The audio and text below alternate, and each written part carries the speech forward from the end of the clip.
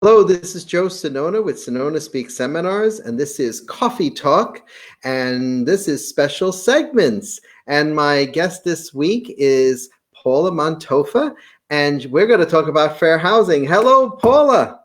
Hey Joe, thanks so much for having me. Thanks for having How me are on you? Talk Housing.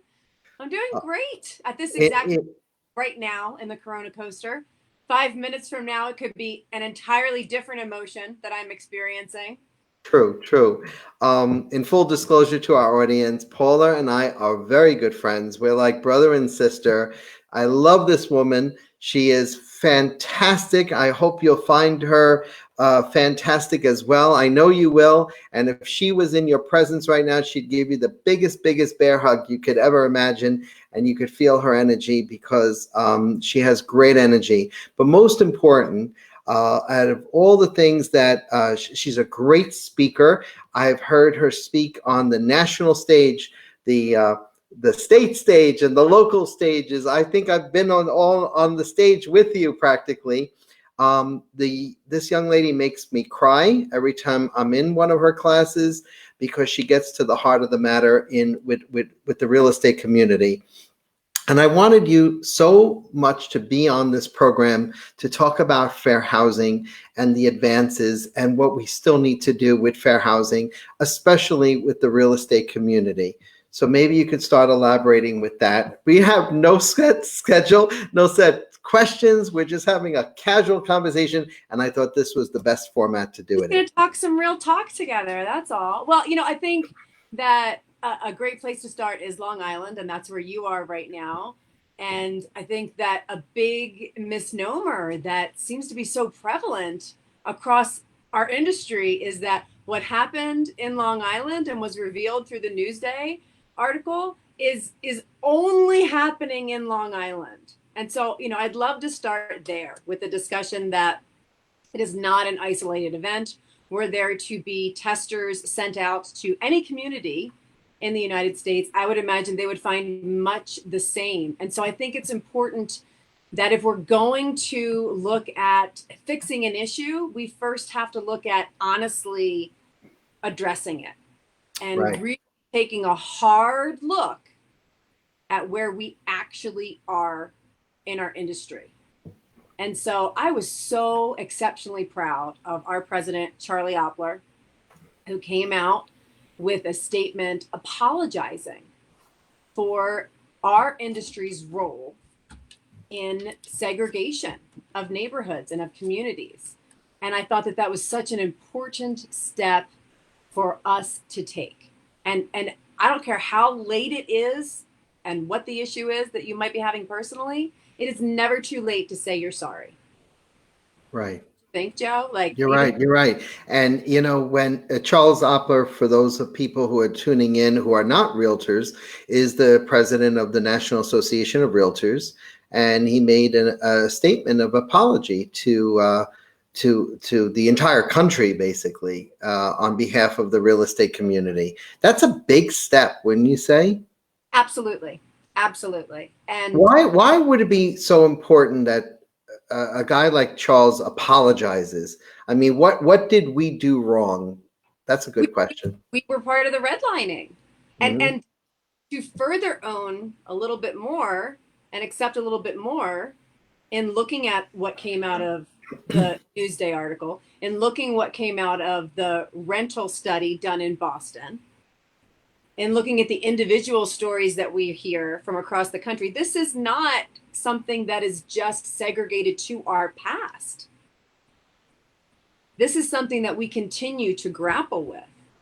And so how do we address that? And what does that look like? And so for me, the first step is acknowledging that this is not just a historical problem. This is a current problem. What are the problems that are going on in housing today that we can talk about? I know there's many issues going on with the classes, the protected classes, but what is going on right now in housing that we could talk about that perhaps we can maybe offer some sort of a solution to our colleagues out there. So what's been revealed through Newsday and through the study that was done on rentals in Long Island and through the individual stories throughout the country is that there is still a discrimination that is taking place towards people deemed as other, typically people of color. And so this continues to proliferate in our industry. It continues to be an issue. So how do we address that? First of all, again, I know this sounds silly, but we've got to acknowledge it. And it can't just be a passing, fleeting moment. It's got to be a come to Jesus moment where we take an honest look at ourselves and our membership and what we are capable of in our diplomacy of the American dream and what we are capable of in hindering not just one family, but generations of families, because we know that wealth is acquired through home ownership and sustained and helps generations of that family. So truly, truly, we cannot skip or step aside that first step. And that is going to be the rumble, as Brene Brown calls it, right? When you like got to come to score with something, it's not going to be easy. We're starting to see some of that rumble now as a result of the changes in our code of ethics. So last November, our code of ethics was added to, and just for the record, for anybody watching, our code of ethics has been amended or added to every year for the last 25 years, with the exception of, I think, 1 year they got lazy. I don't know why. But every other year, there have been changes and amendments to it. So one of the changes, as a direct result of the climate of hate that has been so prevalent across social media, is that we have decided that as an industry, if you would like to call yourself a realtor, you may not participate in hate speech against any of our realtor protected classes. And just a side note, we have additional protected classes above and beyond those recognized federally. So that rumble of having to come to terms with where we are and where we espouse and take oaths to actually be in practice has begun. And that's a great place to start.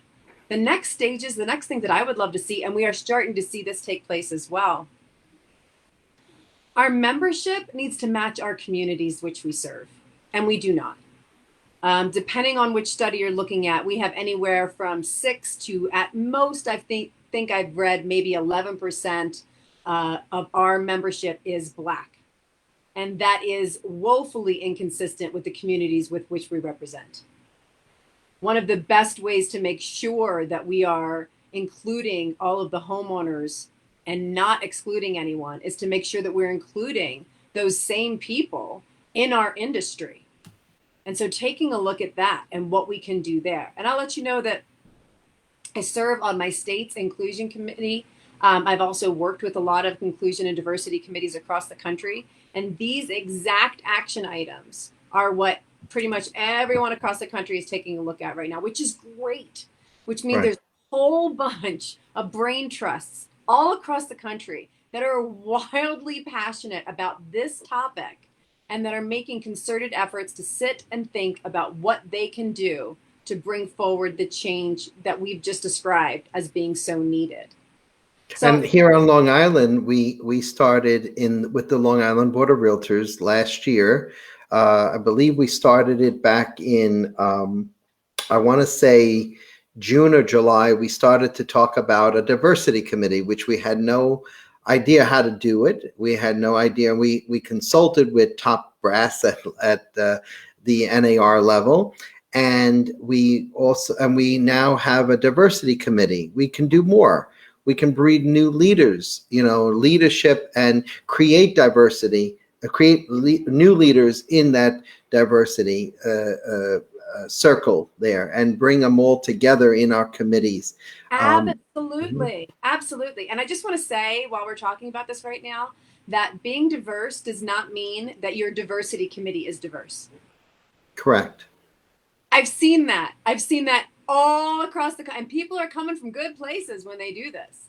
But those same people that you're seeing as being amazing as serving on the diversity committee for the association would also be amazing serving in just about any other capacity where Right. they have a natural ability. My point When there. when you start hearing conversations about, all these flags being represented on a diversity committee, you say to yourself, you're getting it wrong already, you It's know? not about having a picture that looks like the United Colors of Benetton. It's about Right. knowing that they are welcome.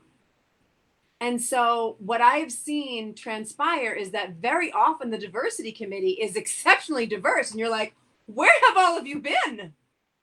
Why aren't you on any of the other committees? And we're sometimes able to take a couple people and move them forward into other committees. But my point is, at that original point of the ask, we should be asking for other committees for people of color to join aside from just the diversity committee itself. So that, I don't want to say discrimination. Maybe we should say discrimination, I don't but you have a sentence. I but don't know does discrimination. that begin like with us? Like do like in our associations, do we have this do not join or discourage other members to join simply because of the color of their skin or the language they speak? I mean, are we doing it to ourselves? Yes, to a degree, yes. That doesn't mean that every single person does. That doesn't mean that you or I do. But does that mean that I have heard from my friends of color that they went to a meeting with natural hair and were given a comment by an older man loudly? Well, that's an interesting choice of hair. 100%. Does it mean that a friend of mine who is of color and is a national speaker has been told that people can understand her because of her accent? Hmm. Yes, it does. So there are still issues with that. Does that mean that every realtor out there is trying to push people of color or anyone who might be considered other away from them? Absolutely 100% not. But what I do think it speaks to more so is that when we are, for example, put on a nominating committee and we're trying to fill positions at our local, who do we call? We call the people that we know. Friends. We call the people that we know already. And I think what we need to recognize is that if we are going to move forward with all of this, from looking at it as just a humanities evolution level, right? All the way down to your local board level. The only way that all of us are going to move forward is when we start speaking to people that we perceive as other than us. Cher Powers, who is an incredible speaker on inclusion, has a quote which I absolutely love. And it is, listen as if you could be wrong. Interesting. I I like that. love that, right? Yeah, I love that too. I love That's that. great. Simple. So when we can begin to, at that initial point of the ask, when we're looking to fill spots, not be afraid to call people who maybe we don't know that well yet. When we can take an extra moment to get to know someone that we don't know that well yet. And that's going to look, I can look all different ways. I've made a lot of friends virtually in the last year because I can't squeeze and hug them like I would in person right now. So it's okay that that looks different. Do you But think our members feel alienated? I'm sorry, say again. You think our members feel alienated simply because no one is inviting our members, certain members here, certain members there, like no one is inviting them, no one's coming right out and saying, "Hey, you'd be a great leader. Why don't you step up or come on to our committee? Let's go. Let's I don't get know you back in." necessarily as far as feeling alienated, but they certainly don't feel or have not been made to feel that their value is wanted. And I think that that's something that we can always strive to do better. So, the first step is having our membership reflect our communities, right?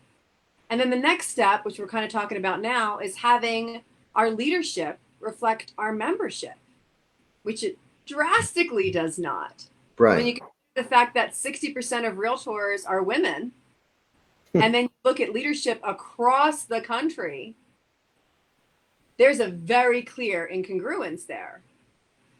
So these are the clear steps that I personally see as being steps towards progress for us. First, an open, honest admission of where we are now. That this is not just a historical problem, this is a current problem. And the rumble that goes along with that. The people that are upset, that are like, I demand my right to hate speech and call myself a realtor. It's like, you can have your hate speech. You got to take it. It means so much to you. Take it. Go. But you can't You call see yourself. too much of it, too much debate going on There's a in lot of it. There's a on lot of it. in There's a the lot of people comments. that, I see them on Facebook, Instagram, everywhere, and yes, I'm sitting there. I'm going, why are these realtors having such a hate speech? All right, you're entitled to freedom of speech. You're entitled to your opinion politically. You're entitled to your opinion on a religious platform. But you're a real estate agent. How does that do well, or how does that play out when you're working with ABC customer, listen, and you're showing houses to people? you're 100% correct. There's an expression that's more than 300 years old, according to its etymology, and that is there's no place in polite discussion for religion and politics. And that's not a new expression. That's been around forever. For this specific issue, again, it's regarding hate speech. I have failed to have anyone yet explain to me why they need to be able to use hate speech for their business. I've heard people exclaim that it's their First Amendment right. Well, let's just talk about this real clearly. Is the government preventing you from speaking? No. First Amendment rights intact, my friend. But you have decided to join a trade organization. We have decided to subscribe to a whole list of standards of practices. And among them now includes not engaging in hate speech. If you want to, you still can. You have your First Amendment right. It's intact. Also still intact are the consequences for your speech. That's never changed either. So people claiming that this is taking away their liberties, it is not. And I would be very interested to hear someone make a coherent argument for why they need hate speech against our realtor protected classes, why they need to retain that right. I have yet to hear a coherent argument for that. Well, in the last year, sadly, on Long Island, we suspended and removed. First, we had to suspend, then remove a real estate agent who was making hate speech on social media. Apparently, he made such racist comments, and it was all after Black Lives Matter. And it transcended, I think, hate speech. It just went into some sort of a murderous tone and a threatening tone, to the point where this gentleman actually shut down a real estate office because he, in one breath, in maybe 20 seconds or less, he ruined the reputation of two prominent brokers on Long Island who had to close their real estate office. And with that, their top producing agents left and went to other real estate agencies because they wouldn't associate themselves with this real estate office. This is serious. This is a conversation that has not been had by a lot of people because they subscribe always to that NIMBY effect, not in my backyard.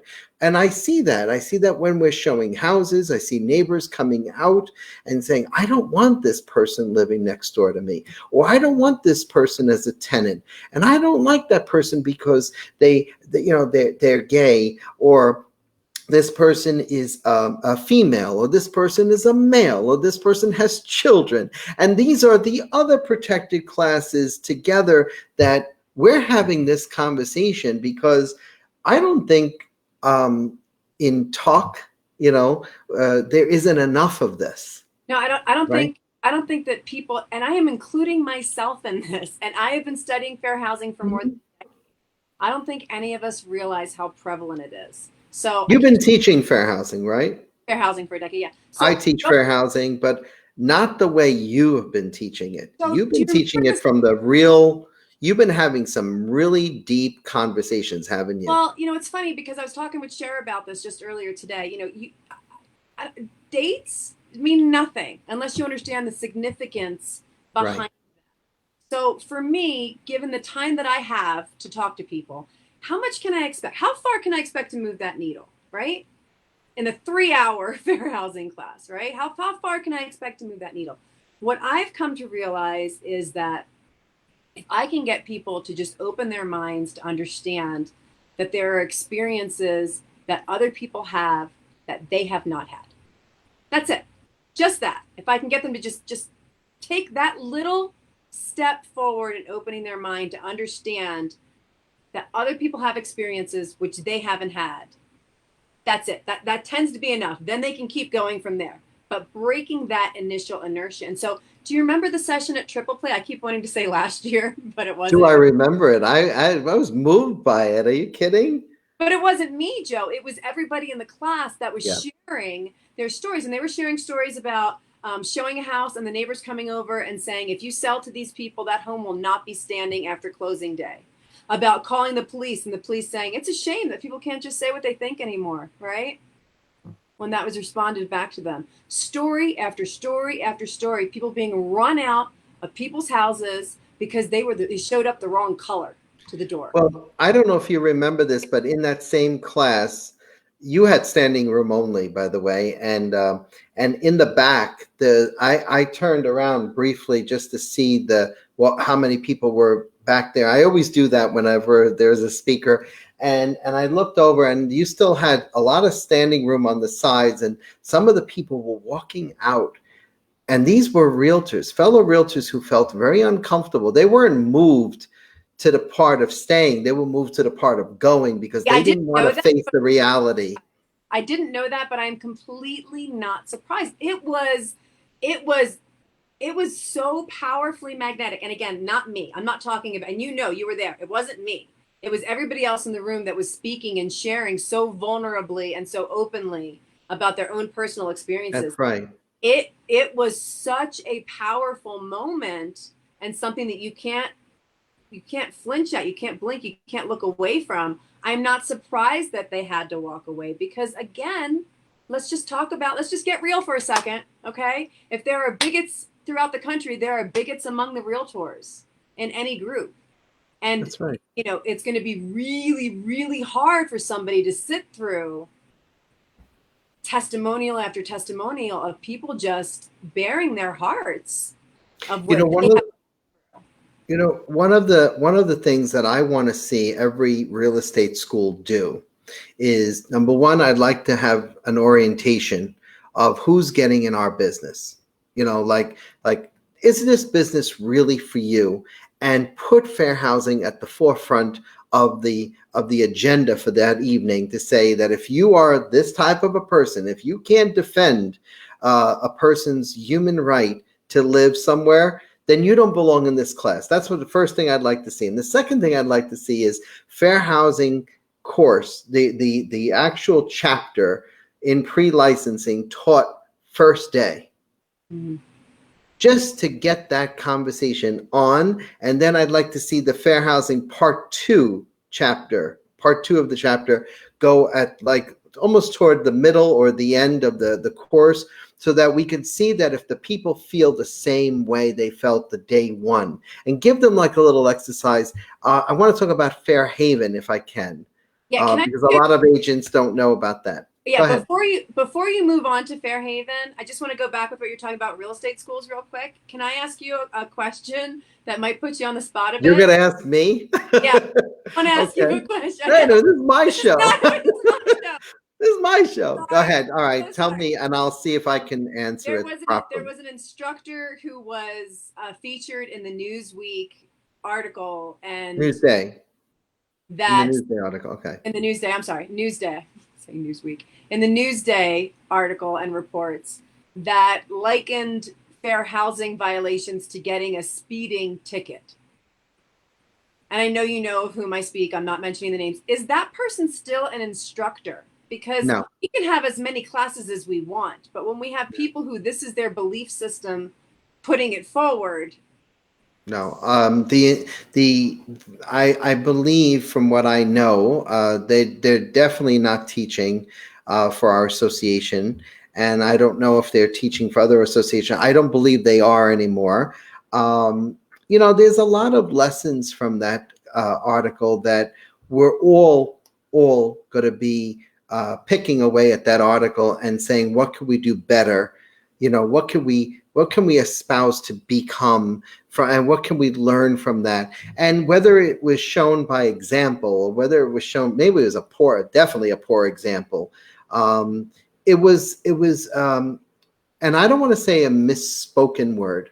I think that there's a certain generation in this country, a culture, if you will, that repeated itself. Like you were talking about generations of home ownership. I think there are generations of bigotry. I think there are generations of oh my goodness, of being a victim. I think there are generations of being a victim, and I think there are generations of being a bigot. And I think that those two generations are trapped, and for lack of a better word, in their era, and it just keeps repeating year after year after year. And I still don't understand or have an answer other than education. It comes back to education, right? Well, we've got a For both real of us. line now with 10-5 too, where we never had any teeth to that before. There was nothing that we could do to sanction, for example, the member that you spoke about earlier in Long Island. We didn't have anything to sanction them. Sure, their brokerage could, but as an association who espouses fair housing, we had nothing in our standards of practice to go after people who were posting. And you're right, it's hate, and hate does often become murderous. It is, and then when you're teaching this subject, and by the way, I've taken this subject to a whole new level in my instruction, that rather than teach somebody what not to do, which is what I've been doing all along in my fair housing classes, don't do this and don't do that and don't do this. I'm going to take a page from a good friend of mine that told me, tell me, Joe, something that I can do. Tell me something that I can do and do it right and do it properly. And I give credit where credit is owed, that I didn't make that up, but that inspired me to be a better fair housing teacher. You inspired me to be a better fair housing teacher. Marky Lemons has inspired me to be a better speaker, and tone, right? I mean, these are our friends, and these are people that, collaboratively, we're working together. Let's talk about Fairhaven, because I Okay. think that's what every realtor should know about. That's what every realtor should be taking. Fairhaven's just a little smidget, right? Yeah, it's full disclosure, I have not taken Fairhaven yet. I Um, have. so I you have. can speak about it It from a was personal. great. It was great. I was a little hesitant to take it. I have to be honest with you. There's a five. You have to kind of sell to five different people in five different instances, five different cases, and they give you lessons in between. It's awesome. It's like being in a simulation room, and you're actually going to sell to five different customers. And I scored a 4 out of 5. I won 4 out of 5 customers, right? And I have to tell you, it was an eye opener. It was a real eye opener, because I thought there was an answer that I would give, and then I could have done a better job with another answer. It doesn't rate you like, oh, you're going to get killed, you're going to lose your license for It this. doesn't say like score is you're a bigot. That's not how it turns. No, no, it doesn't. It doesn't. It actually teaches you more. I loved it because it taught me a little bit more than what I didn't know, and stuff that I would do going forward. So it's not like something where I'm going to be like, oh, you should be out of the real estate business. Get the hell out of here, Joe Sonone. You don't belong in the real. By No, the it way, was it thank was you for something completing cool. this. Your license has been revoked. No, no, it was pretty cool. And see, and that's another thing about revocation, is that Department of States have to, like, in, I know where you live, right? But in my New York, let's put it this way. New York, you got to do a little bit better job. You got to update your website. You have to really, really be a little bit more realtor friendly. Talk to the realtors, get them out there. Now, we could go on and on about testers in the United States. And I don't think there's not enough being done with the Department of States and regulatory committees. That's another thing, another subject for another day. But Fairhaven is a good starting point for us. Fairhaven is a great starting point, and I really need to get my butt on there. Maybe after today you'll do it. No, but it's really good. Lack of want and desire. It is not for lack of want and desire. No. It's good. It's good. It's well worth taking it. And I'm just curious. You got to call me after you take it and tell me. You got to tell me what your score is.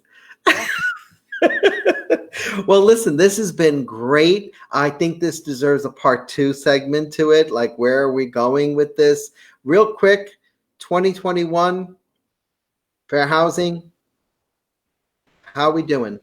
2021 fair housing is going to continue to look like the rumble for us in the real estate industry. With 10.5 just getting passed, we're going to start to see people putting forward that they believe there's a violation, that somebody may have committed a violation. So we're going to see this new standard of practice get tested. So expect that and continue to look for that. Personally, for all of you individually, I think if I have learned anything, it's how very much more I need to learn.